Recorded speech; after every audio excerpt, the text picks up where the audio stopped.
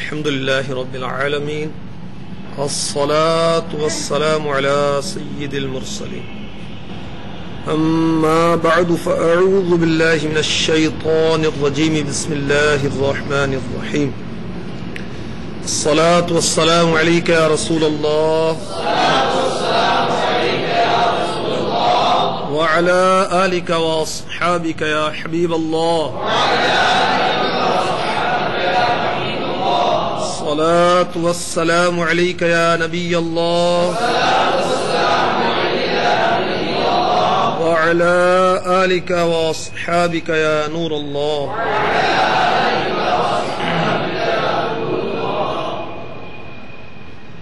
جامع ترمذی میں فاروق اعظم رضی اللہ تعالی عنہ کا فرمان لکھا ہے، سنیے اور ایمان تازہ کیجیے. دعا زمین و آسمان کے درمیان روک دی جاتی ہے، بلند نہیں ہوتی جب تک دعا گو یعنی دعا مانگنے والا نبی پاک صاحب الاولاق سیاہ افلاق صلی اللہ تعالی علیہ وآلہ وسلم پر درود نہ پڑھے، دعا کے ساتھ نہ ہووے اگر درود شریف نہ ہووے حشر تلک بھی برآور حیات. قبولیت ہے دعا کو درود کے باعث، یہ ہے درود کے ثابت کرامت و برکات. صلو علی الحبیب.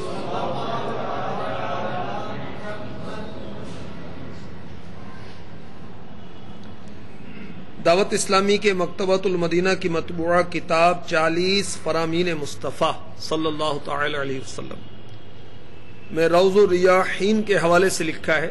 یہ حضرت علامہ یافعی علیہ رحمۃ اللہ الکافی کی کتاب ہے. دور نبوی میں ایک تاجر بزنس مین مدینہ منورہ سے ملک شام اور ملک شام سے مدینہ منورہ مال لاتا لے جاتا.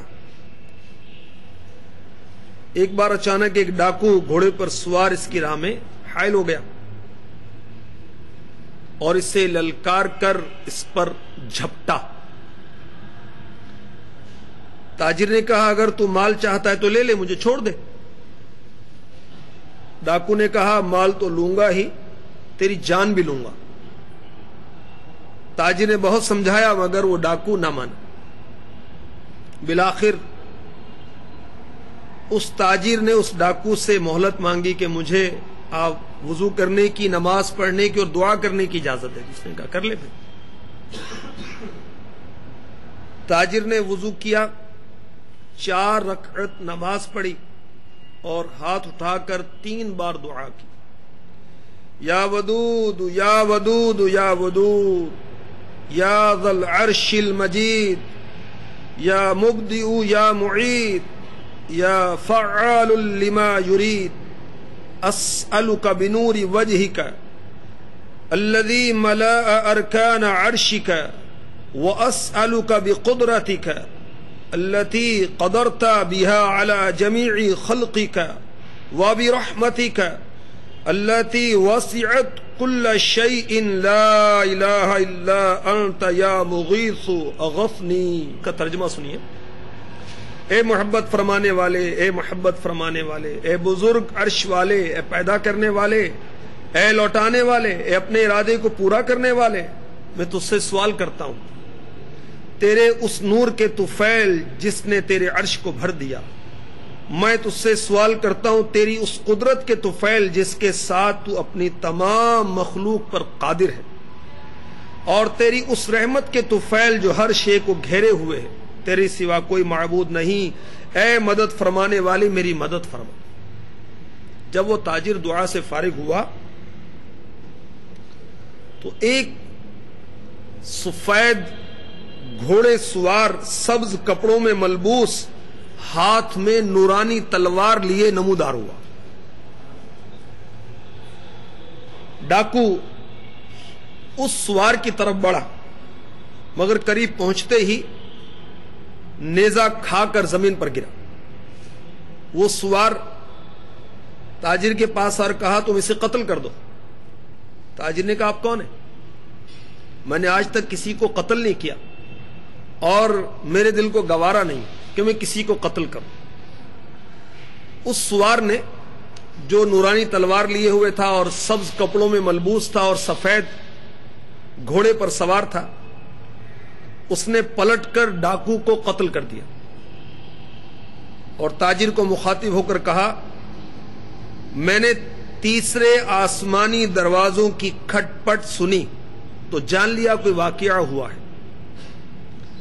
جب تم نے دوبارہ دعا کی، آسمان کے دروازے ایسے کھلے کہ ان سے چنگاریاں نکلنے لگی۔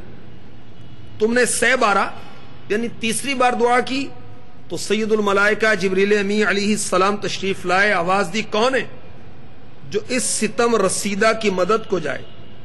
تو میں نے اللہ تعالی کی بارگاہ میں دعا کی، یا اللہ عز و جل اس کے قتل کا کام میرے ذمہ فرما دے۔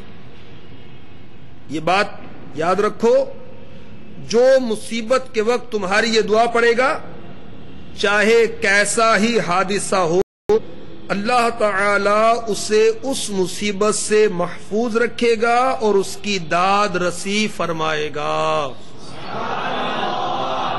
صلو علی الحبیب صلی اللہ تعالی علی محمد، توبوا الی اللہ استغفر اللہ، صلو علی الحبیب صلی اللہ تعالی علی محمد۔ میٹھے میٹھے اسلامی بھائیوں اور مدنی چینل پر موجود اسلامی بہنوں، اسلامی بھائیوں، آپ نے ملاحظہ فرمایا دعا کی برکت سے اس تاجر کی غیبی مدد کی گئی۔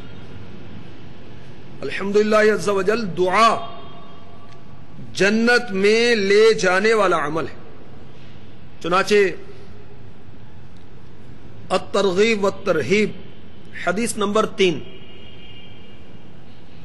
حضرت سیدنا ابو ہریرہ رضی اللہ تعالی عنہ فرماتے ہیں، حضور پاک صاحب الاولاق سیاح افلاق صلی اللہ تعالی علیہ وسلم نے فرمایا، جو بندہ 7 مرتبہ جہنم سے پناہ مانگتا ہے تو جہنم کہتی ہے، یا رب عز و جل تیرے فلاں بندے نے مجھ سے پناہ مانگی ہے تو اسے پناہ عطا فرما۔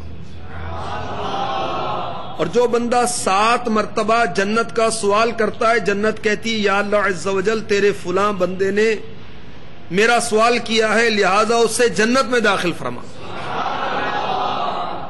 سبحان اللہ۔ ترمذی حدیث نمبر 2581، سید المبلغین صلی اللہ تعالی علیہ وسلم نے فرمایا، جو شخص اللہ تعالی سے 3 مرتبہ جنت کا سوال کرتا ہے، جنت کہتی ہے، یا اللہ اسے جنت میں داخل فرما۔ جو 3 مرتبہ جہنم سے پناہ مانگتا ہے، جہنم کہتی ہے، یا اللہ عز و جل اسے جہنم سے پناہ عطا فرما۔ تو دعا کی برکت سے جہنم سے بھی پناہ ملتی ہے، جنت میں داخلہ بھی نصیب ہوتا ہے۔ صلو علی الحبیب صلی اللہ تعالی علی محمد وعلی آلہ وصحبہ وبارک وسلم۔ جامع ترمذی حدیث نمبر 3569، حضرت سیدنا ابو بکر صدیق رضی اللہ تعالی عنہ منبر پر کھڑے ہوئے رونے لگے۔ فرمایا، جب خاتم المرسلین رحمت للعالمین شفیع المذنبین انیس الغریبین سراج السالکین صلی اللہ تعالی علیہ وسلم پہلے سال ہمارے درمیان منبر پر تشریف فرما ہوئے تو رونے لگے، اور آپ صلی اللہ تعالی علیہ وسلم نے فرمایا، اللہ عز و جل سے عفو اور عافیت کا سوال کیا کرو، کیونکہ ایمان کے بعد کسی کو عافیت سے